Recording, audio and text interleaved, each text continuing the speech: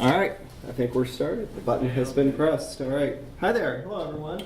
Welcome to the Community Working Group Q&A. I'm George DeMet. This is, you want to introduce yourself, Mike? I'm Mike. This is Mike. Mike Anello. Hi, Mike. So we are two of the currently 4 members of the Community Working Group. And so basically what we're going to do today is, I've got a few slides here. It's just kind of who we are, what we do, what we've been working on, what we're going to be working on next. And then, but we really want the bulk of this session to be just freewheeling Q&A, questions and answers. So yeah, once again, I'm George, that's Mike. Our other 2 members are Jordana Fung, she's from Suriname in South America. Alex Burrows, our newest member who just joined in November. He is from the UK. And I put the little thing down there. We are always looking for new members for the group.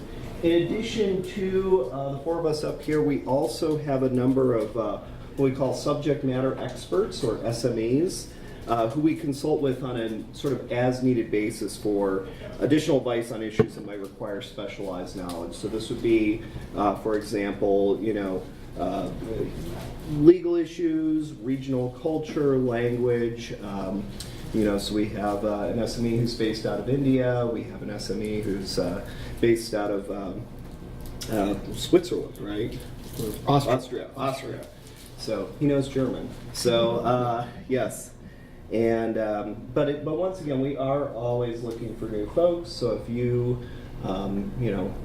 know someone or are potentially even interested yourself, think after hearing everything we have to say, this is really something you want to sign up for, let us know. Yeah, this is not the normal part of the brain that someone contributes in the Drupal community. This is the exact other side of the brain. This is right. This is not the technical stuff, this is the people stuff. And amazingly enough, people are sometimes more complicated than code. So, what do we do? Essentially, the kind of primary duties that we have, we help resolve conflicts between community members. This can take the form of mediation, arbitration, other kinds of forms of conflict resolution. We are responsible for upholding the Drupal Code of Conduct. That's the community code of conduct that you find on Drupal.org. And upholding, maintaining that. Every year, we recognize community leadership through the Aaron Winborn Awards. So these are previous Aaron Winborn Award recipients. That guy right there is one of them. Yeah, that guy right there, Kevin, yeah. And we've also got Gabor, Nikki, and Kathy. So we provide, even if you don't have a specific conflict or an issue, we're always available to provide resources, consultation, and advice to the community. That can be like, hey, I'm a Drupal camp and I've got some questions or concerns, meetup group, someone in Slack admins. We do a lot of work with the Slack admins because Slack can sometimes be a fun place. But we're available to provide that assistance. We also talk occasionally from time to time with people from other open source projects. So last year, I went to a couple of events. One in Berlin and one out in Portland, where there were kind of other people who were involved with sort of open source community governance and community management, kind of shared with best practices, experiences. We've had calls with people. One of the kind of higher level things I would love to see is if open source projects would work closer together on having sort of more clear and consistent sort of codes of conduct and enforcement mechanisms. I think that we have a lot to learn from each other, and I think all too often we kind of reinvent the wheel on our own. In general, we do whatever we can to help improve the overall health of the community. Yeah, so adding on to what George just said, we're always looking for new members because we find ourselves, number one, there's a lot going on. We're going to put the public minutes up just so you can see what's been going on the past week. So much of our time is spent doing reactive things, we'd love to do more proactive things. We'd like to provide more resources to the community and more, not just to the community, but Open source. yeah, to what George just said, the idea of kind of like, interacting with other working groups from other open source communities, we think would be really valuable, not just from our standpoint, but from others' standpoints as well. And just on a little side note to that, we've seen that as far as the Drupal community is concerned, we're probably a bit farther ahead than most of the other open source communities. We have A lot of them look to us, which is, it's good, but scary Yes. maybe, as well. Yeah, I mean, one of the things that's interesting about Drupal compared to many other open source projects is just the kind of sheer size of our contributor base. So, you can run the numbers in a different way, but there's roughly at least 50,000 sort of active contributors to the project at any given time. And so we're huge in terms of contributor base, and unlike many other open source projects which have are either governed by a company like a Google or a Microsoft or whatever, or by a foundation like Linux Foundation, and who then these entities come in and like sort of have rules and structures and governance that they impose on the projects that are part of their communities. We're completely independent, so especially for a lot of other projects that are just trying to figure this out. We've got a lot of experience to share. I should have mentioned as well before the thing about us. We're all volunteers on the group, we do have, as I'll talk about a little bit later, we do have now, very recently, some more opportunities for sort of formalized support, but beyond that, we're pretty much doing this on our own. What have we been up to lately? So this is kind of like very much in the last year. Back at DrupalCon Nashville, we organized a teamwork and leadership workshop that was Adam Goodman, who's chair of the Drupal Association board. He was actually here yesterday doing a roundtable for some of the sponsors. And what we did is we had, 50, 60 folks from the community, both kind of people who are current and emerging leaders in the community from all over the world, who were at DrupalCon Nashville. Got them together in a room for a couple hours and kind of just really talked at a very high level about some of the ideas to get a kind of shared common sense of what leadership and teamwork is like. So that was, I think, what we consider kind of a base level experience for folks. But this is the kind of proactive thing that Mike was talking about before. We developed a code of ethics for ourselves, the CWG members, to clearly define sort of our expectations, both for us and so the community can understand how we do things like confidentiality, conflicts of interest. This was one of the things that had kind of come out of some of the governance suggestions that have been surfaced in the last couple of years in the community. So we were pretty happy to be able to do that. We also, again, as part of those governance sort of changes and ideas that came up, we made some fairly significant changes to our charter. So Community Working Group was founded back in 2013, and as it originally existed, we reported directly to Dries as the head of the project. So, and essentially the role of the Community Working Group was to handle a lot of the kinds of community issues that previously Dries had been responsible for handling personally.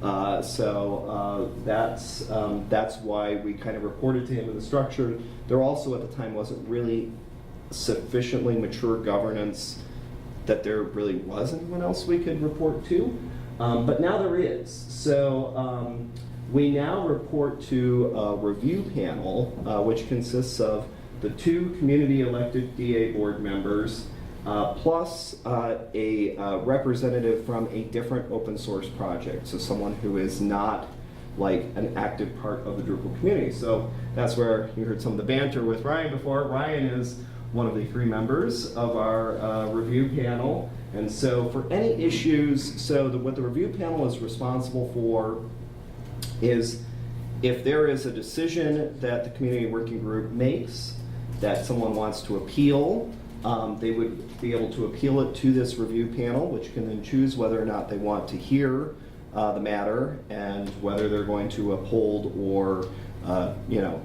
change the decision that was made. The review panel is also responsible for approving any new members that get added to the community working group.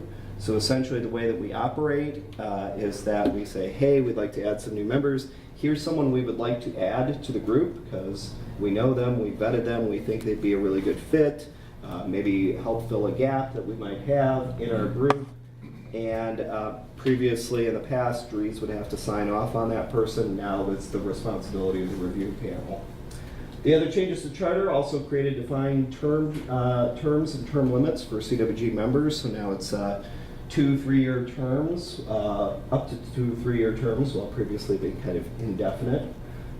We also made it a little bit more explicit, adjusted some of the language to make it clear that the CWG's responsibilities include not just conflict resolution and mediation, but also corrective measures to promote community health. The advantage of this is that we now are considered from a governance perspective to have an affiliation with the Drupal Association, even though we mostly operate independently of the Drupal Association, so we don't report to any staff or anyone like that. But it does mean that one, for any matters that we're dealing with, we kind of fall under the legal umbrella of the DA in case someone has a real problem and wants to sue someone. They won't come after us personally, which is nice. And the other thing is that we also gives us the opportunity to tap into Drupal Association resources. So on a recent issue, we had some questions.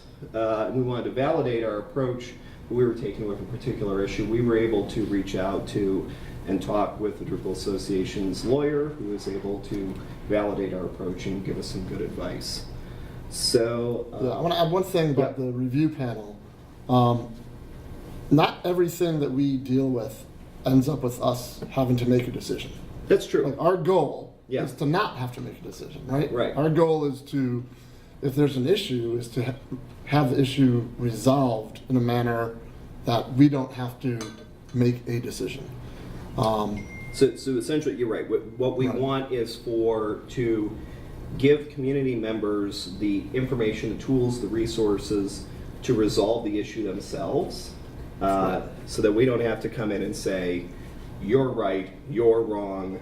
Yeah, take that's a hike. like we go to great pains to avoid that. Yeah. Which is why, if anybody pays attention to our minutes, a lot of our issues go on for a long time. Yeah, months. because we're looking for that way to resolve we're trying it. to have conversations and trying to make it so that we do not have to, make a decision. Now, right. So that's in terms of like community member conflict, how we approach it.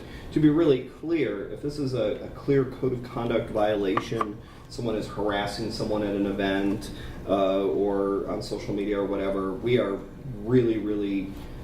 we will take immediate action and we will make an immediate decision. So,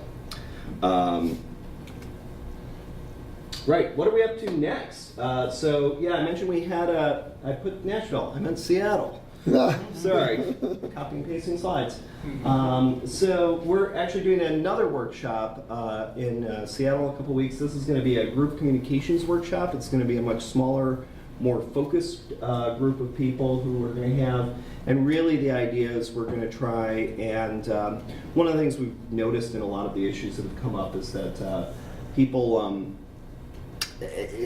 kind of talking past each other.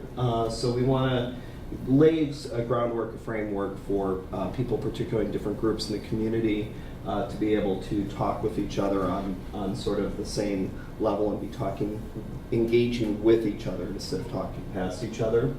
Identifying ways to leverage our new relationship with DA to better serve the community. We talked about legal resources. There's other opportunities as well.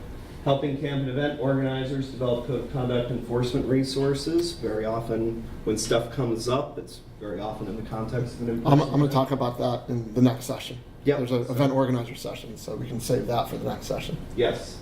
Our community code of conduct has not really been updated substantially in many, many years. So we're going to start the process of reviewing and updating that. It'll probably start by sending out a survey to folks to kind of get the ball rolling, get some ideas. And then continuing to expand our membership and subject matter experts, particularly to provide more international perspectives. So again, very quickly, how do we keep the community updated? We share our public minutes via Google Docs, and it's promoted via Twitter at Drupal Community. If there's something that's of interest to the community, we'll occasionally post a public statement. Again, we'll talk about that on our Twitter account. We release an annual-ish report on Drupal.org and what we've been up to. We released one last fall that covered about the last year and a half.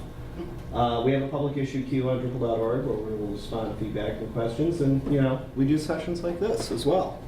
So, yeah, so that's the slides, the spiel, and now, what are your questions? I said we put up the minutes. You won't. I gotta make sure I get the right ones. Yeah. That would I be have a comment. sure. So I've been working in the WordPress space recently with the community, and they actually reached out to me to ask what the CWG was, and they are looking for and seeking advice. Yes, we might have heard from someone. Okay. There's an issue happening in the WordPress Yes. community that We- we're finding they don't have the tools. Right. So yeah. Processes. Yeah. Yeah, so I think we are, from what I understand of that particular issue, and sorry, I have to be vague because it's not really public, right? Even though it's impacting a lot of people. Yeah, it sounds like a pretty thorny one. So yeah, I think hopefully we'll have the opportunity to reach out and talk with folks from WordPress. They also have an interesting. They have Automatic, which, has a lot of influence in that community. And, so I know they've been also getting support and resources there. But, yeah, I think there's a good opportunity for us to help out as well. Yeah, I think that's actually in our minutes as far as we're going to reach out to them. And Yeah. I don't think we named the community in our minutes, though.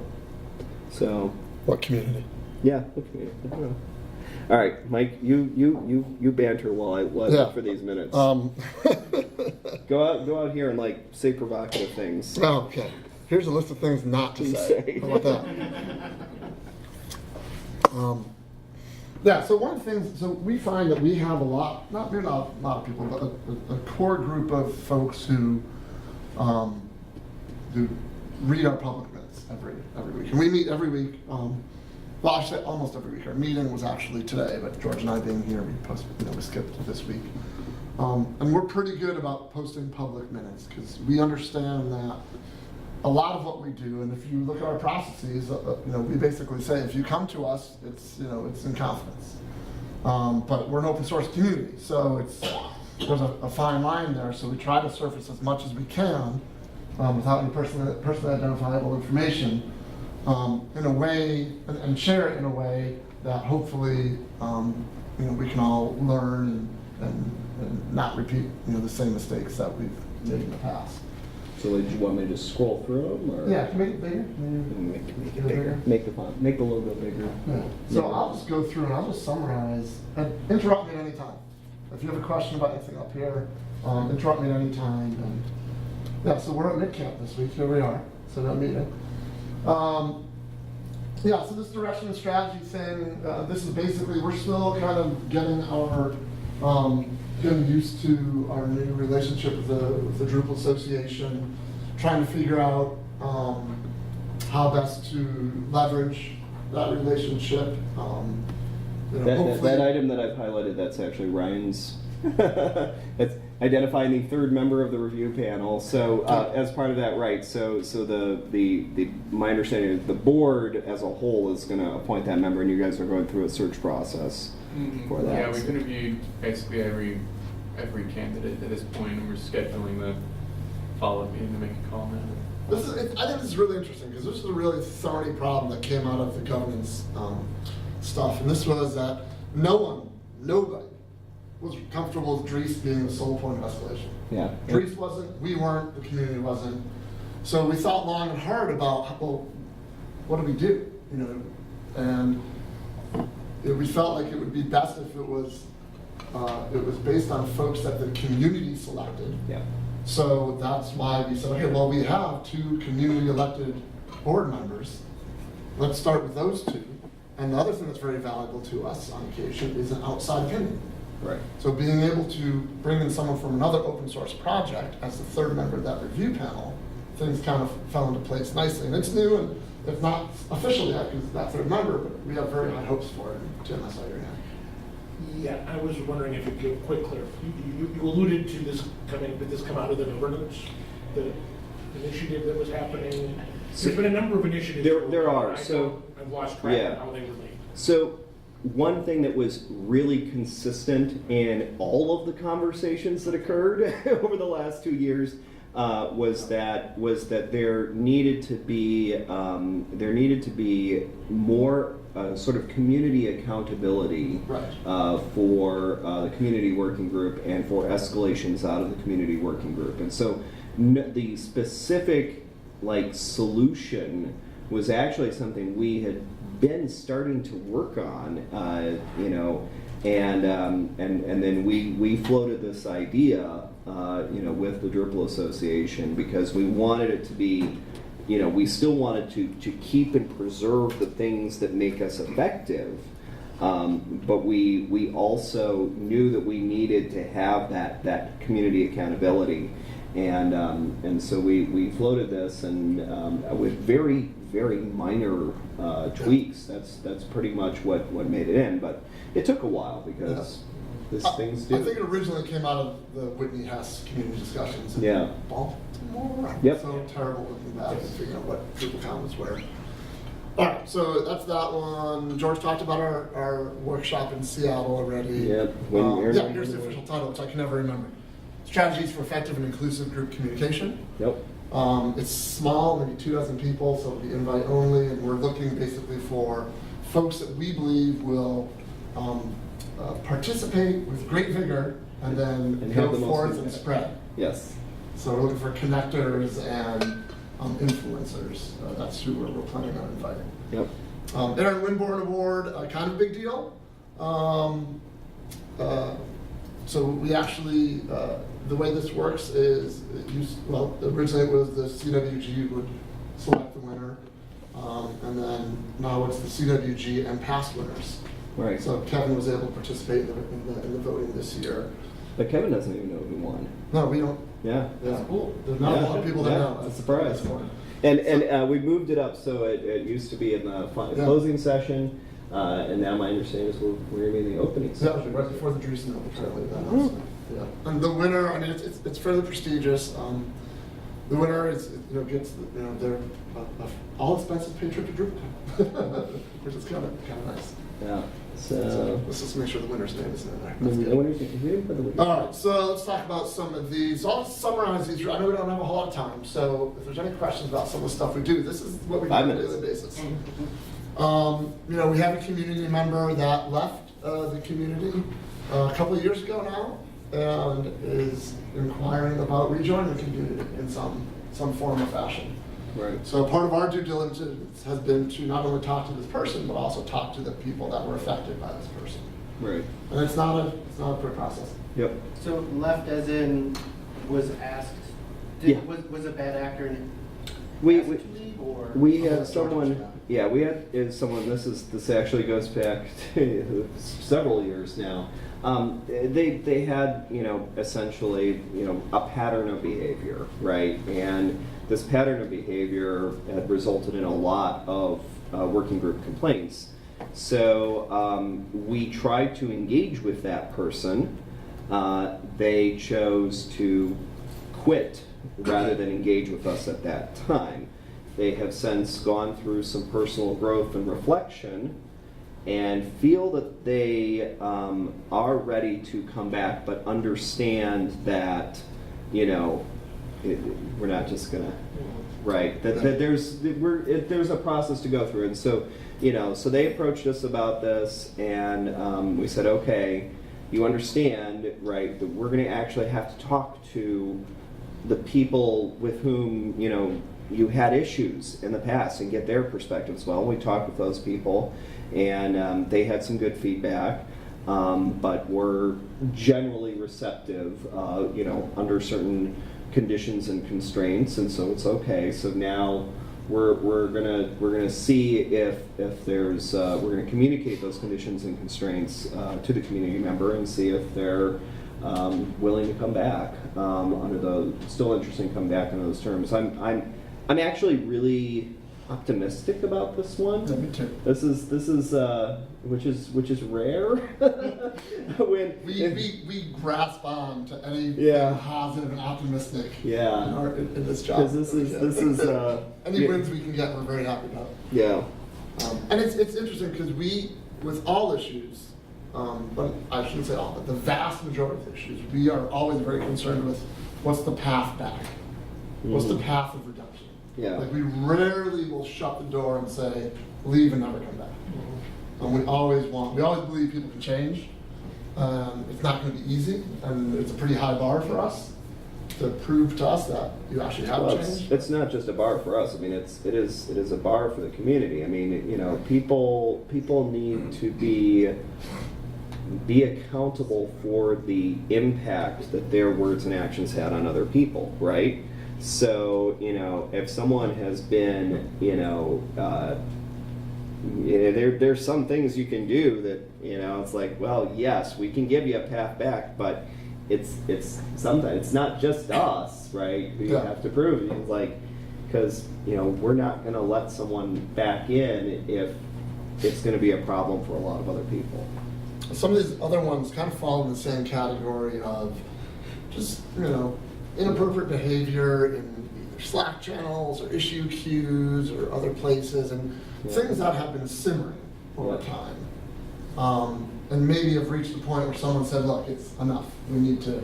And those are, you know, they're not clear cut for us, right? Because we have to start talking to everybody involved and trying to find a solution that works for everybody. And we've never been known to make snap decisions about stuff like this. We'll make a snap decision if there's a clear, you know, someone's Yeah. just, you know, being a jerk and say, Yeah. you're in timeout. And a lot of times it's, you're in timeout until you talk to us, Yeah. right? If if we put you in timeout, ban you from Slack or whatever, it's rarely indefinite. It's, you know, chill out and then let's talk. And let's figure out a solution, let's figure out where the issue lies and move forward. So we end up with a lot of stuff like that. Yeah. I want to skip to Yeah. this one actually, and so this is one of those Yeah. cases where we had someone who we had heard concerns about their behavior, but there wasn't anything that was like. There were some things that were definitely concerning, but not particularly actionable. So it's like, this person is, like, we have firsthand, like, this Which person. one are you talking about? You're talking about This the- one. Okay, This all one. right. This one. Okay. This person is loud and, like, has too much to drink at events and, like, says inappropriate things, right? Like, we know that firsthand.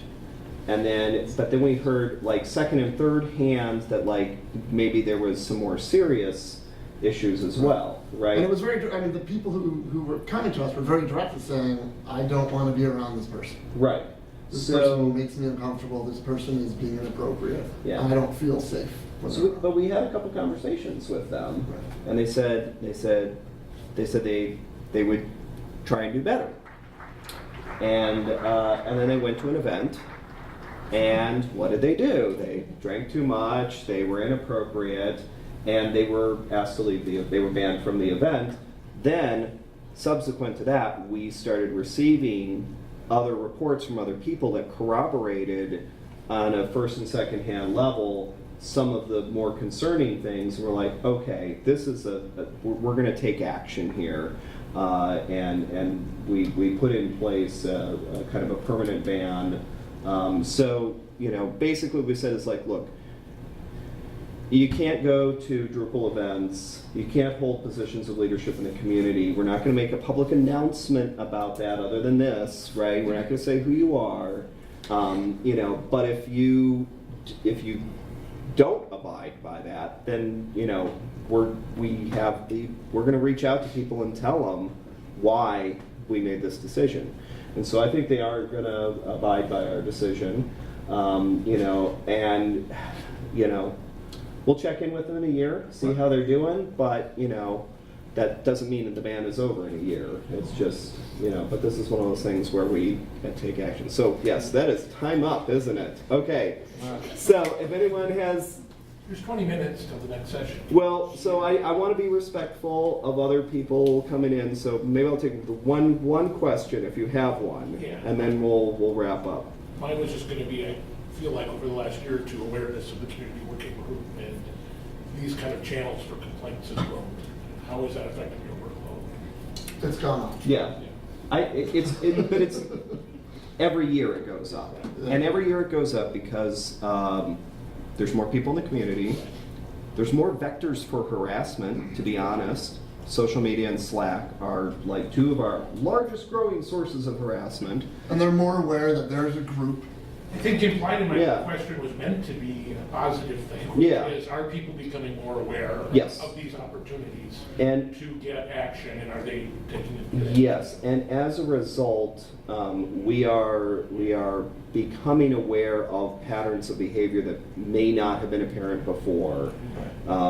Like people who have been saying and doing, inappropriate things for a long time, and now it's like, okay, now it's been escalated us, and we can actually do something about it. So, all right. So I'm going to end with a plea that if you know anyone who might be interested, we are always willing to listen. If someone comes to us and says, look, I'm interested in helping with the proactive stuff and not this type of stuff, we're willing to listen. We want to make sure that we, stay pretty diverse. Yes. We've got We want to be two white guys from America right here, another white guy in England. We definitely are focused on increasing the diversity of our group because we just feel that more perspectives is better from our perspective. But please, if you know anyone who might be a good fit, send them our way. Yeah. I mean, and or someone who's willing to do a lot of emotional labor, because that's what this involves. Yeah. So, thank you.